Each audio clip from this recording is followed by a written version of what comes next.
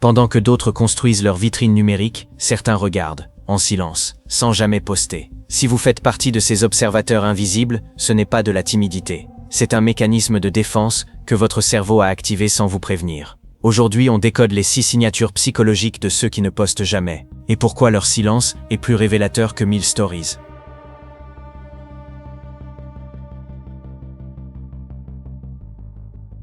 Signe numéro 1.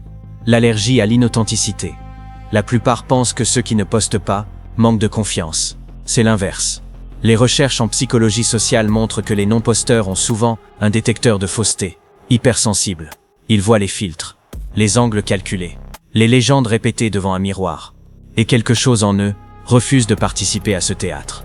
Ce n'est pas qu'ils ne peuvent pas jouer le jeu, c'est qu'ils refusent de tricher. Signe numéro 2. Le calcul coût-bénéfice. Les non-posteurs ont fait un calcul que les autres évitent. Temps passé à créer le contenu, énergie mentale dépensée, anxiété de la réponse sociale, versus quelques secondes d'attention, de gens qui scrollent aux toilettes. Le ratio ne tient pas. Leur cerveau l'a compris avant leur ego. Là où d'autres voient de l'engagement, ils voient une transaction, où ils paient cher, pour recevoir peu. Signe numéro 3. La richesse du monde intérieur. Voici ce que les gens extravertis ont du mal à comprendre. Certains individus possèdent un monde intérieur, si dense, si riche, qu'ils n'ont tout simplement pas faim de stimulation externe. Publier pour eux, c'est interrompre une conversation qu'ils ont déjà avec eux-mêmes. Des études sur l'introversion profonde montrent que ces individus traitent l'information plus en profondeur.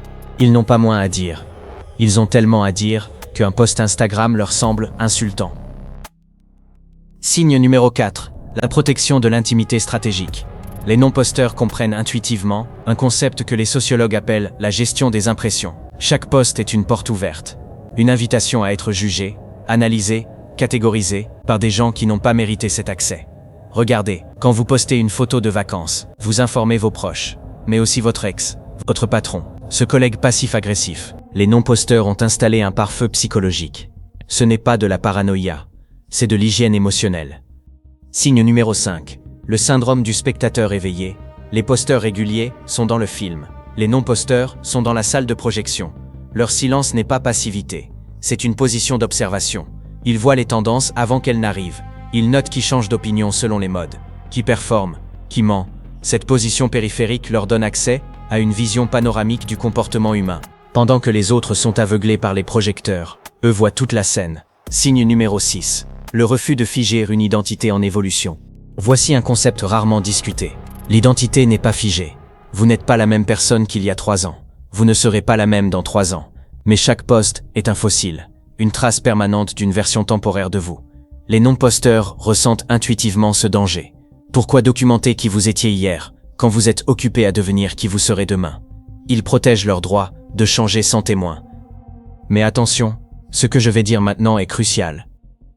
Toutes ces qualités ont une face sombre. L'observation peut devenir évitement. Le perfectionnisme peut devenir paralysie. La protection de soi peut devenir prison. Si vous ne postez jamais par peur du jugement, ce n'est plus de la sagesse, c'est une cage. Marc Aurèle écrivait « Le premier travail d'un homme est de se séparer de la foule ». Mais il écrivait aussi ses pensées, pour lui-même, certes, mais il les écrivait. La solution n'est pas de poster pour les autres, mais de créer pour vous-même, sans vous soucier si quelqu'un regarde.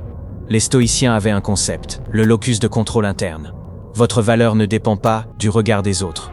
Elle ne dépend pas des likes. Elle ne dépend pas des abonnés. Si vous créez, créez pour le processus. Si vous partagez, partagez comme un cadeau, sans attendre de retour. Et si vous observez en silence, observez avec intention, pas avec peur. Les non-posteurs ne sont ni supérieurs, ni inférieurs. Ils sont différemment câblés. Le problème n'est jamais le silence. Le problème, c'est le silence par peur. Comprenez pourquoi vous observez. Et si c'est par choix conscient, continuez. Le monde a besoin de ceux qui regardent autant que de ceux qui parlent. Maintenant, combien de ces signes avez-vous reconnus en vous?